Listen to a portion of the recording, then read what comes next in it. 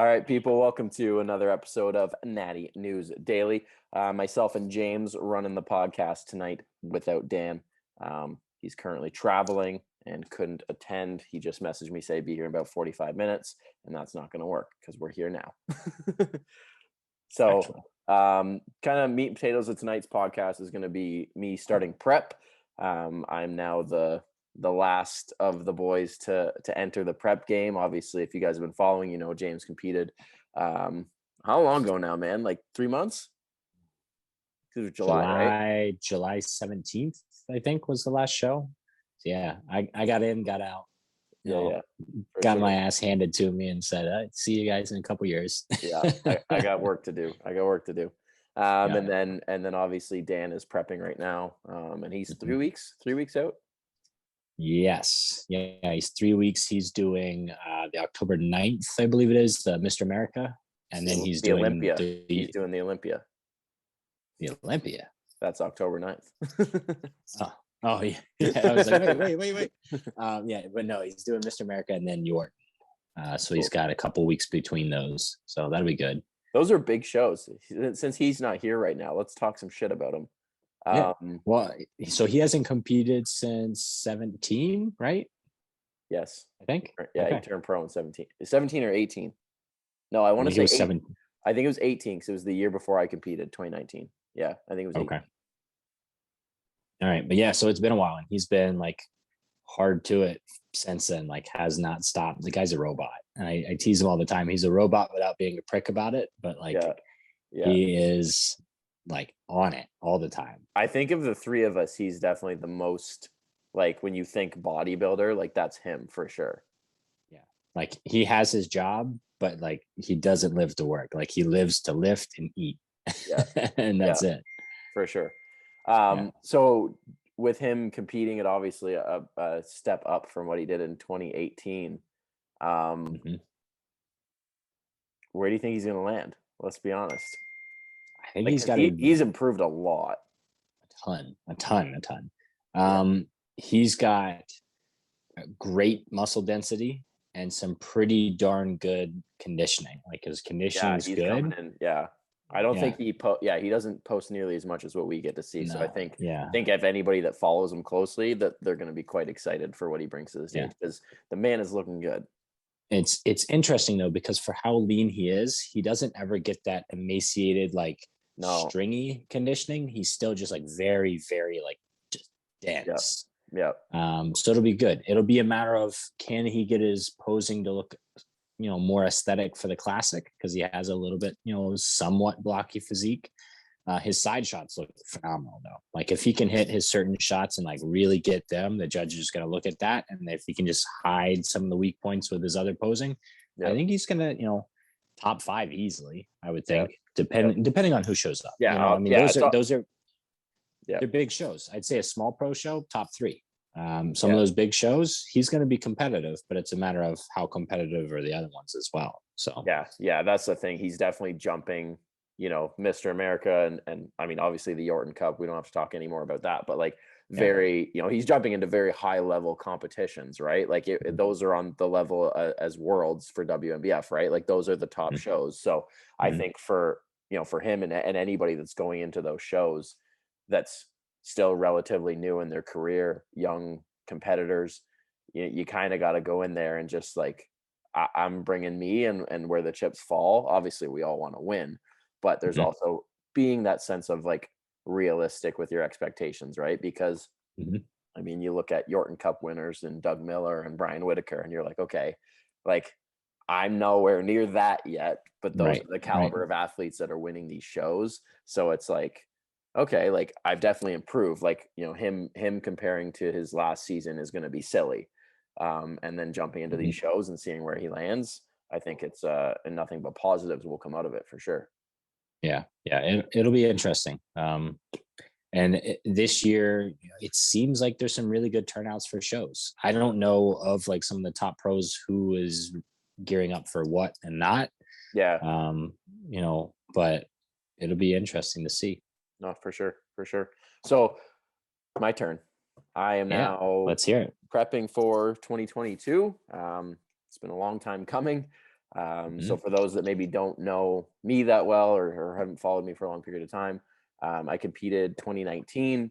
That was my last season. I did 2 shows, one with the CPA, which is kind of the local big Canadian organization. And then I went to the States for my first IMBF/WMBF event.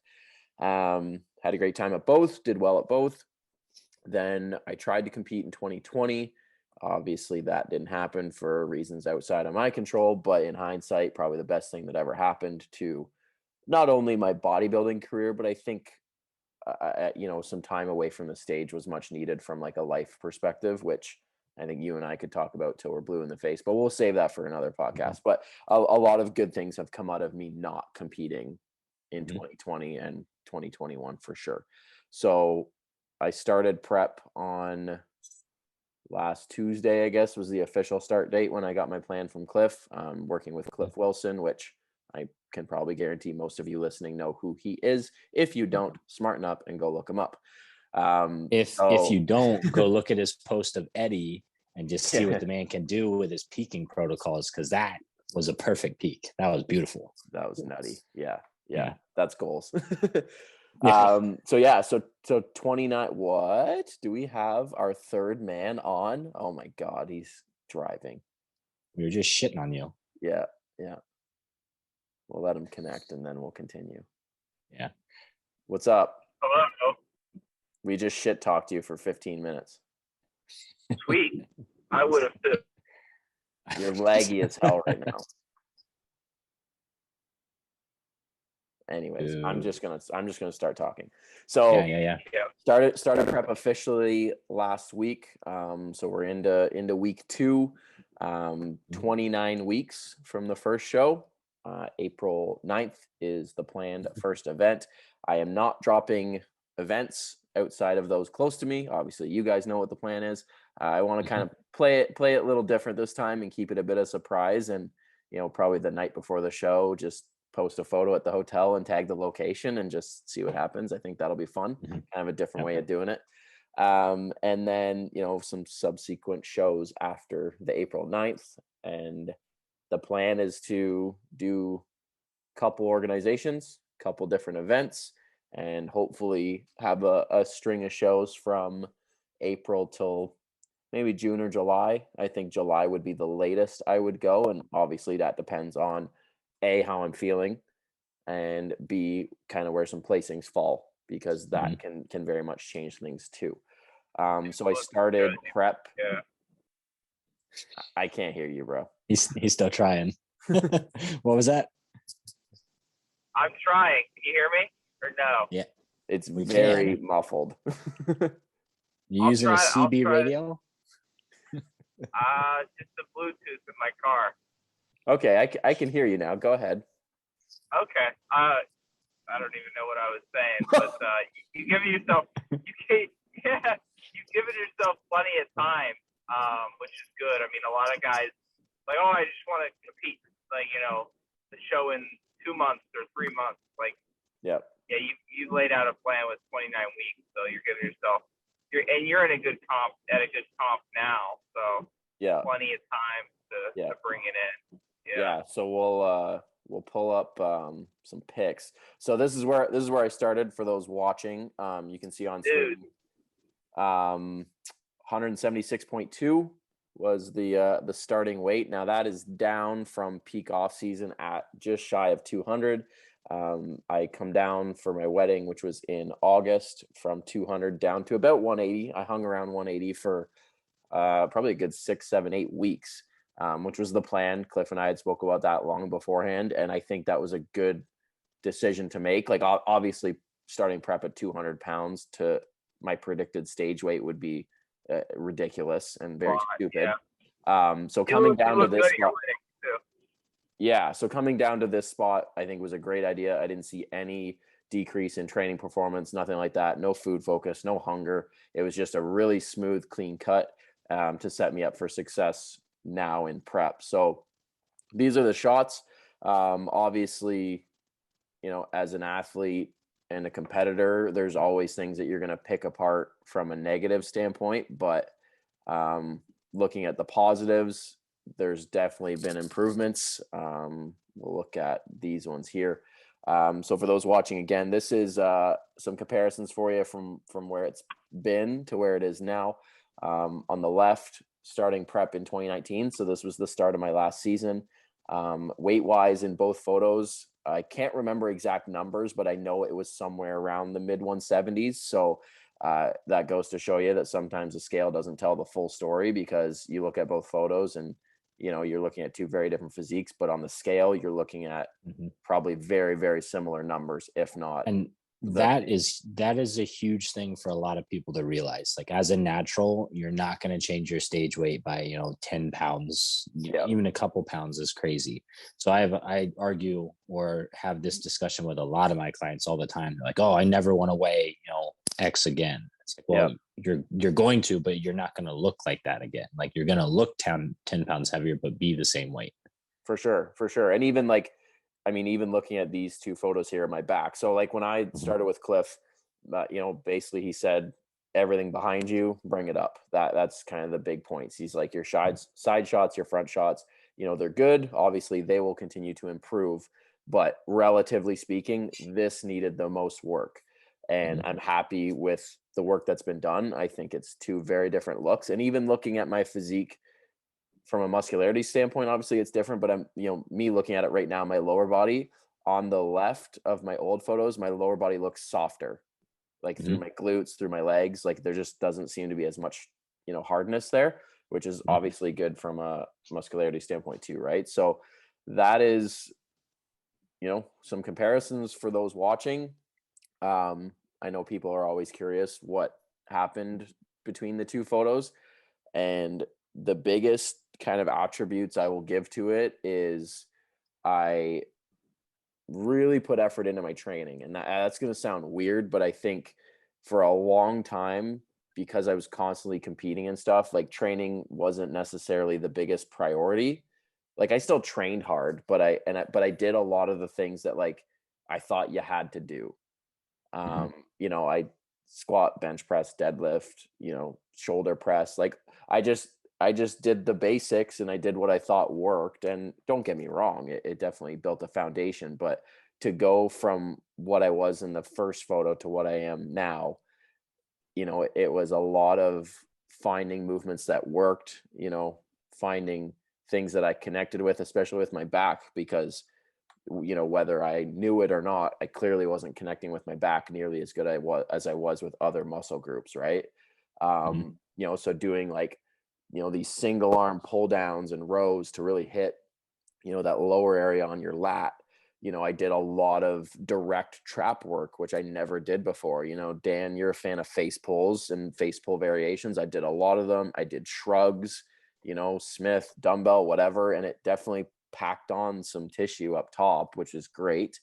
And then I kept doing a lot of what I really liked with deadlifting and stuff like that, but I wasn't necessarily as attached to it as I used to be, which I think in turn gave me a bit more of a what's the word I want to use? Like more tools to use, right? And that has translated to the changes that you guys would have saw there. Yeah, I think paying attention to a lot of those details in bodybuilding, it just yields. You know, it's so fruitful. Yeah.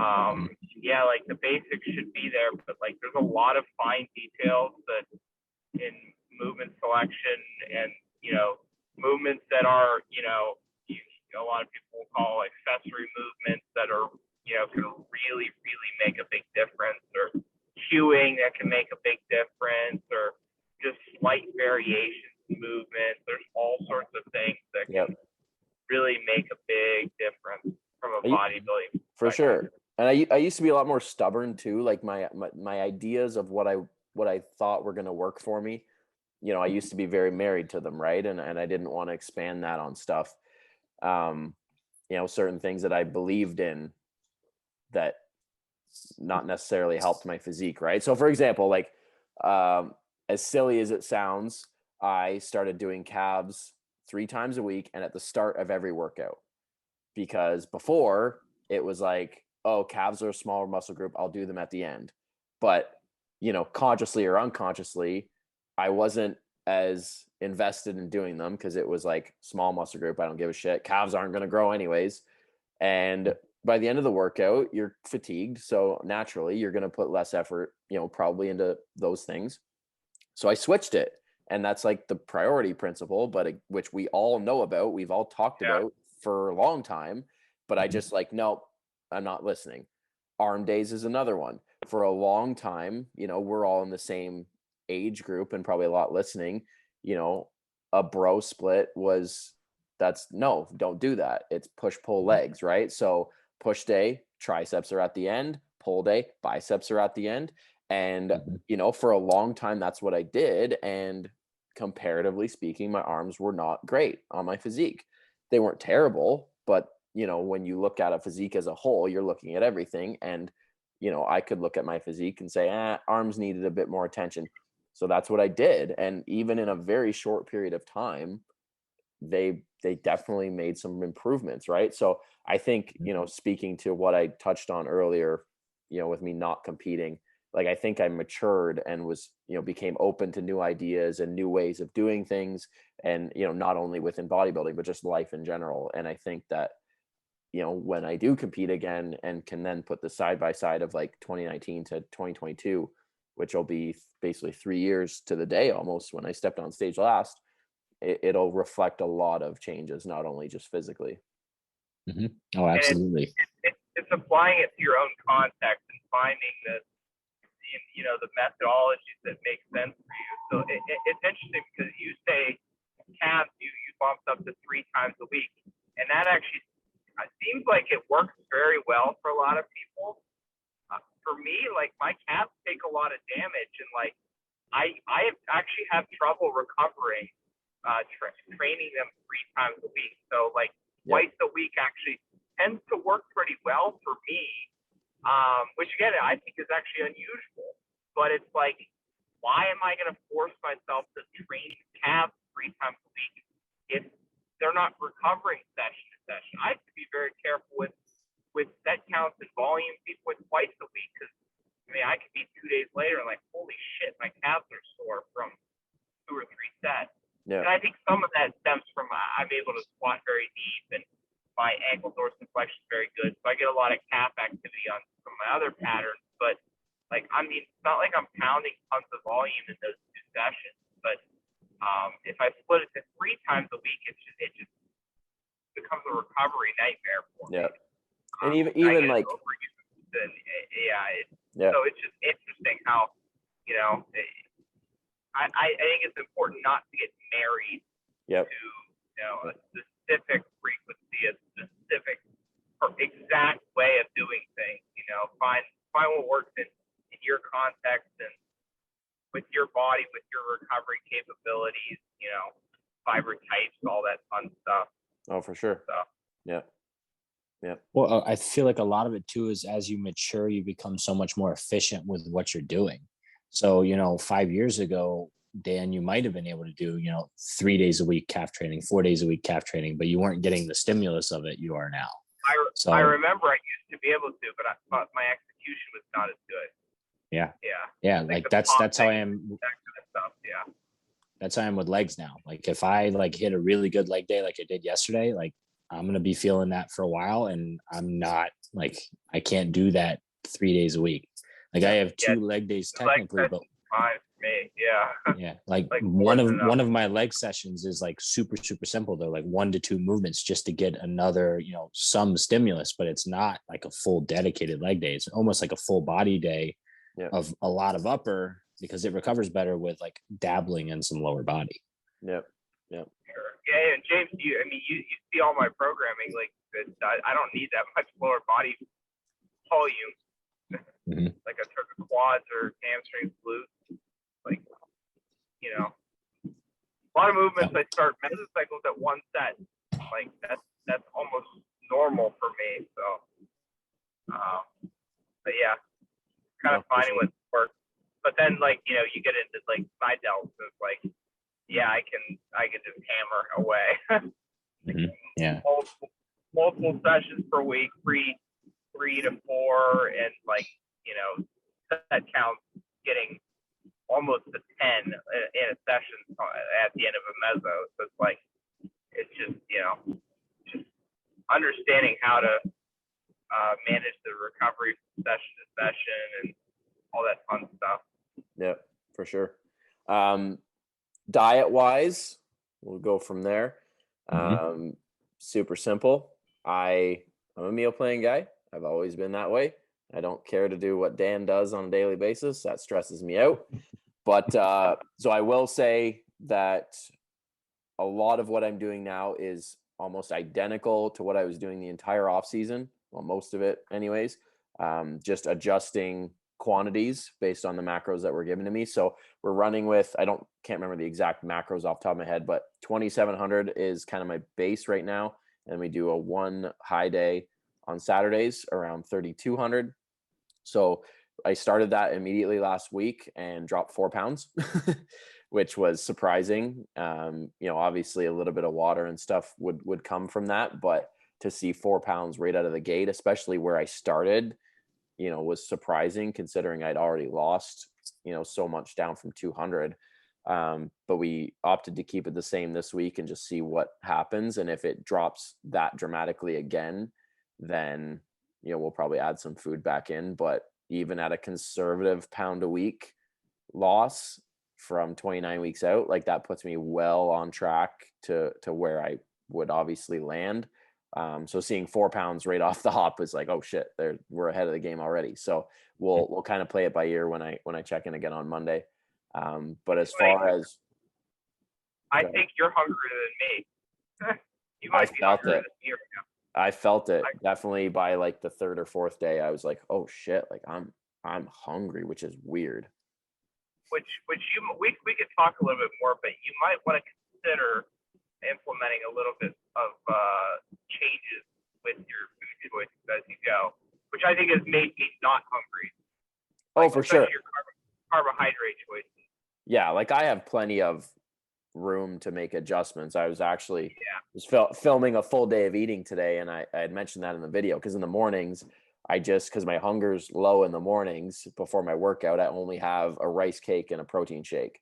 But as time goes on, like that might have to turn into like oats or something a little bit more substantial, and later in the day have some more like satiating food choices. But right now it's very much manageable, and I kind of like the hunger because it means shit's going right now, and it's not like unbearable hunger. It's just kind of that subtle like, oh, I'm not constantly full anymore. It's not like you're not I'm not complaining. I'm just acknowledging that it's there. But there's definitely ways to manage that especially when you get deeper into a diet. Like, for sure. I mean, I've been scaling up my squash intake, and holy shit, like the meals. Even now, I'm like, this is a lot of food. That's a quote. We should put that on a T-shirt. Scaling up my squash intake. That's good. That's gold right there, baby. I'm down. We've got a whole collection that we need to drop once we get things organized. That's right. You heard it here first. Cardio is at 0. No cardio out of the gate outside of normal daily activities. So, walking the dog once a day. I am constantly on my feet at work. I don't sit down at all for 7 to 8 hours a day. So I'm hoping that we can run with the whole no cardio shtick for quite some time, because that would be just lovely. That's one thing I noticed when I tried to prep in 2020 is that we kept cardio like next to nothing, but dropped food low for where I was in prep. But because I wasn't doing nearly as much expenditure, that the hunger I would normally feel was minimal, because historically I'd be doing more cardio and higher food, but because my expenditure was so much higher, I would noticeably be hungrier. So I'm very interested to see how this goes for the full length versus not the full length. Now, are you tracking steps at all? Yeah. We think alike, James. Yeah. No, and I won't. Oh, okay. Yeah. So I still think it's a good idea sometimes just to have an understanding, because that can dramatically change. Like that to me, even if I'm not doing it for cardio, is a great way to watch how we can expect your NEAT to change. Because if you're going to your beginning of your prep and we'll say you're hitting like 7,000, 8,000, and all of a sudden you're at like 4 or 5, It's like, well, there's the difference. That's why I have to drop my calories, because I'm like habitually doing less without even realizing it. So you're saying like, I'm just doing my daily stuff, but like that daily stuff's going to change without you realizing it. Yeah. But obviously Cliff is an expert. So like, I'm Yeah. I'm not going after that. I believe he's not a huge fan of, not fan, like that's probably the wrong term to use, but I don't think he puts much effort into tracking steps. I mean, I'm gonna have to go get an Apple Watch. I'm gonna get a Fitbit or something. Like that's more expenses. You know what I mean? Like I think there's probably like, if we look at the tier of what I need to pay attention to, it's probably not at the top. Absolutely. You know, but like I don't know. He might message me one check-in day and be like, all right, you know, blah blah blah blah, X amount of steps. And be like, okay, I'll do it. Like whatever he tells me to do, I'll do it. If he says, Leroy, I need you to go buy the latest Apple Watch because that's what I need you to do, I will go spend $600 on the Apple Watch. But I'm hoping he doesn't. I track mine on my iPhone, so I just use my iPhone. It's in my pocket most of the time. So yeah, that's true. But I hate technology, so I'm a generally Sagittarius person, so I think it makes sense in my context, and that's what Josh has been doing. Yeah, pushing for 8,000 steps, which is a lot for me. Not when I travel. It's like, as you know, I'm on the road coming back, but for a trip, it's actually really easy for me to hit steps when I travel. But when I'm home, like I'm a pretty sedentary guy. Like, you know, I could easily hang around like 2,000 or 3,000 steps in a day, and that's it. So I would hit that by like 9 a.m. It's not hard to hit it, because I've been finding out that I can easily get like 2,000 steps in a morning walk, like for sure, in like 15, 20 minutes. Yeah. So I've starting my days off with that, or I guess eating a meal and then going for a walk to help facilitate digestion, but as well as get a couple thousand steps on and get some movement in for the day. So for sure. Again, it depends on the context. I mean, if you're, you know,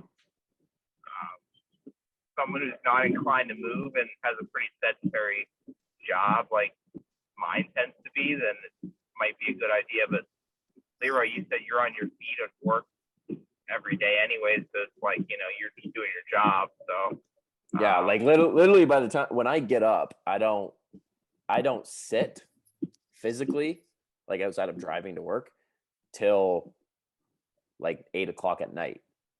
Like whether I'm walking or not, like I am physically standing, right? So, you know, for those listening, my typical day is get up, eat, you know, chill for a little bit, then we walk the dog, come back. I train in the mornings from like 8 to 10, get cleaned up, go to work for 11 to 6. I work at like my day job. Then typically I have a couple clients in the evening that I do like PT with at my home gym. Now it's like, you know, 7:30, come in, make dinner, then sit down. So basically 6 a.m. till 8 p.m. I don't sit, right? So, I mean, pushing expenditure higher than that, like from a step count standpoint, like probably just give me some programmed cardio on the spin bike or something, right? Because like how much more do you want me to walk? Exactly.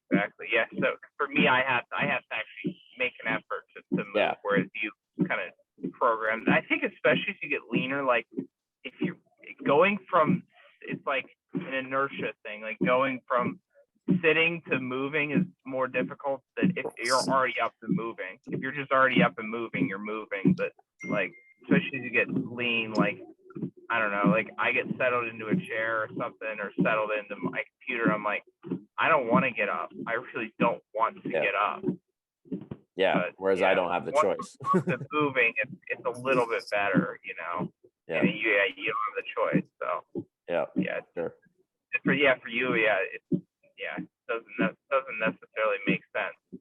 Yeah. But training wise, we didn't make any changes. When I got fired up, he asked if there was anything I wanted to adjust, and I said, you know, like the ball's in your court. If there's, you know, certain movements or muscle groups you want more attention or whatever you want, let me know. But I like what I'm doing, and it clearly worked. So if I don't have to change anything, for those listening, yes, I did the program longer than 12 weeks. I've done the same workouts for like 12 months. And I continue to do that. And it worked, right? So don't get me wrong, there will be small things that will switch and get adjusted around. For those that have prepped before, you know that, as you get leaner, certain movements don't feel that great anymore. Sometimes you got to swap out free weight stuff for more, cable or machine work, which I will do when the time comes. But right now we agreed to keep everything as is and just monitor accordingly. So progressing the logbook is continuing to be priority. And then we'll just, like I said, adjust as needed over the course of prep. But typically I see performance take a hit. I'm hoping that doesn't happen this time around nearly as early, because I'm more attentive to training. But typically for me, like as I close in on 160 body weight, that's when I start to feel like, less stability, and, shit starts to ache and joints start to hurt a little bit. So we're still, 10, 15 pounds away from that, which is a long ways away. But context for those listening, that's typically when I start to feel it, which is which would be those last 10 pounds before the stage. I don't really get any issues with joints, which I don't know if that's typical, but yeah, certain movements just start to feel a little different. That's for sure. Yeah, especially the free weight movement. Yeah, like for me, like squatting, deadlifting, for example, they start to become, harder than normal. Free weight pressing, like dumbbell pressing and shit like that, sometimes can be a bit harder than normal, just from like a stability standpoint through my shoulders and my wrists and stuff. But like I said, I'm hoping that, the changes that I've made from a programming perspective, like even if I drop like movements that I really connect with, even cutting it back from like a set count perspective, because I connect with it so well, but keeping the movement in versus completely throwing it to the wayside is probably a better idea than trying to find movements to replace it that maybe I don't connect with, and blah blah blah, and then I just get mad. Yeah, there's lots of ways to do things. At some point you might be able to, okay, I can squat for whatever, however many sets, 3-4 sets, and just really digging up my lower back. Like, you can dump it all together, use a hack squat, or you could be like, well, I'm just going to do 1 or 2 sets and then do a couple sets of hacks or whatever. There's a lot of make those small modifications, and if you're experienced, you know when those changes are warranted and are make good sense to implement. So and it's not like you're shifting the world. It's just almost small tweaks, like sort of thing. You're not overhauling everything. For those listening, that's the update on me. It's game time. I'm excited, kind of nervous. I'm better now, but don't get me wrong, there was a little bit of nerves going into the prep, just from like basically the last 2 years of living a somewhat normal life when it comes to like balancing bodybuilding and the world, and relationships and work and stuff. I was in a really good spot mentally, physically. Everything was jiving, everything just was in a good spot, and it was kind of the least stressful I'd ever felt. And it was, don't get me wrong, there was some nerves jumping back into this, and it's like, oh, it's going good now, let's go screw it up. Tunnel vision a little bit. So I had a really good conversation with my wife beforehand, and just being like, because you can't go for dinner as freely, you can't, it's like 8:00 on a Sunday night and you're like, yo, let's go get ice cream. Like those things that just makes life enjoyable, let's be honest, but it's also very like, stress-free, right? Whereas like those moments, no matter how small they are, when you're sitting on the couch watching TV, like, man, it'd be nice if we could go get some ice cream right now and just kind of enjoy this movie together. Like those little bits of like, I wish I could. Like those compound, right? And don't get me wrong, like as a competitor, you're gonna have to face those. That's just how it works. And you're either gonna crack or you're not. But it brought a little bit of uneasy feelings prior to prep starting, where it was like, ah, man,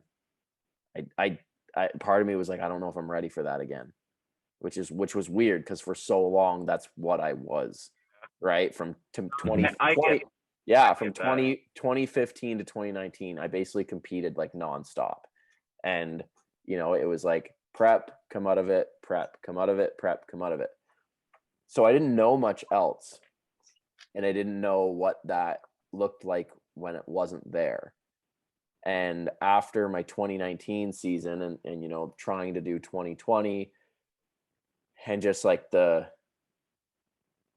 feelings of like, like I wasn't quite there anymore. And then to be on the other side of it, which has been the last, 2021, for example, where it was like, this is nice. This is what normal life feels like. It's kind of good. And then as the weeks now back to as the weeks crept up, it's like 3 more weeks till prep, 2 more weeks till prep. I was excited because it was like, oh yeah, like this is it. Here we go again. And the goals that I've set for myself are very important to me. But then there was also that like, even this past weekend with my parents, and my mom had like lunch already and all that kind of stuff. And, I had my Tupperware, right? And just those, and she commented, she's like, oh yeah, I forgot what this was like.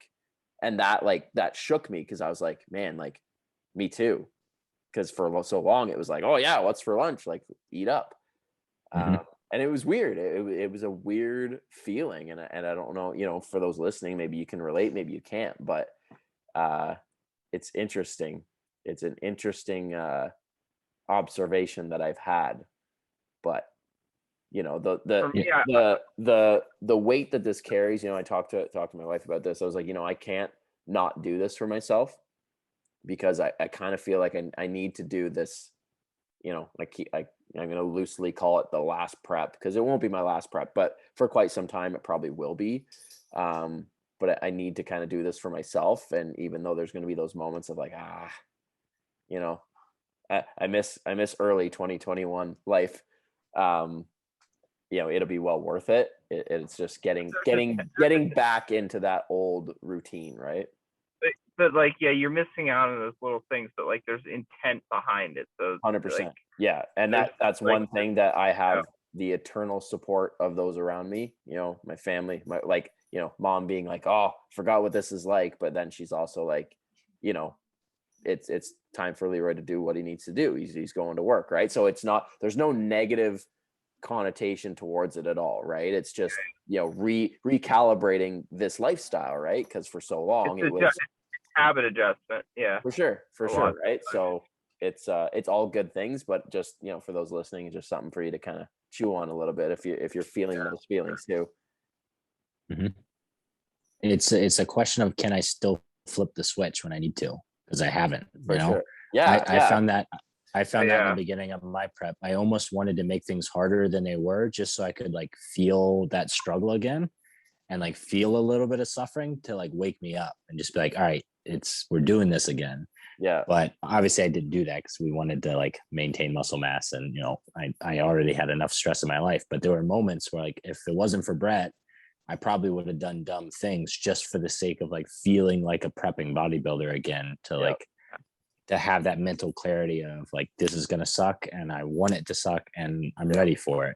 Yeah, that's one thing I'm very grateful for Cliff for, because he I've said this before, but like I look at him as very much a mentor, not only through bodybuilding, but just life in general. I think he's got a very good way of communicating and looking at things. So I know when things do get hard and I do need to have a conversation with somebody outside of like my family, that he will be someone that will be very, very helpful to walk me through those things. Cause he's worked with so many athletes. He's probably seen everything under the sun. Right. And, with him and his sickness, he's had to kind of graduate out of bodybuilding, maybe not necessarily out of under his control. So his perspectives are going to be so interesting to talk about when the time comes that I need to, vent and get things processed, walk through feelings and walk through, challenges. So yeah, I'm excited. I'm going to be really open with this prep. You know, that's one thing that I've been, you know, through Instagram and YouTube and stuff. Like I want to document this, you know, rather extensively through YouTube videos, through this podcast, through, you know, Instagram and stuff like that, because I want to really give an insight, but I also want to just share this journey that I'm on and just where I've gone from 2019 athlete, person, human to like the 2021 version that's, you know, different. For sure. Yeah. Yeah, it shows physically, but yeah, obviously it transcends that. Yeah. Yeah. All right, boys. I think that's probably a good way to end it. Leave the viewers with something to chew on and, you know, question my sanity. I'm glad you could make it, Dan. It was good seeing you. Glad I could jump on it, even if it's in the car and I was muffled for a few minutes. That's all right. That's all right. For those listening that constantly heard noise in the background, it was Dan's windshield wipers. He's driving in the rain. Yeah, it was raining. Yeah, it was raining. Driving in the rain while podcasting, like nothing wrong with that. We're good. Yeah, like guys are pulling up photos to like, oh yeah, look at this, look at the changes in this, and I'm like, don't look at it, Danny. Look at the road. And imagine how epic it would have been if you like hit a deer on the podcast. Jesus, oh, it's not fun. I've done that. It's not Dawson would have never hit a deer. I've been very close, but I've never hit a deer. But somehow, like legit through my windshield and totaled my car last year. That's terrible. Yeah. Damn. Right. Still here though. Made it. James is tough. Oh yeah. Damn straight. All right, people. Thanks for watching. If you guys enjoyed this episode, give it a like. Don't forget to follow us on Instagram at Natty_news_daily. Road to 10K. I think we just passed 6,500 followers, which is sweet. We appreciate it. Appreciate the support. Yeah. So thanks, guys. Subscribe to the channel for future episodes, and we'll see you guys in the next one.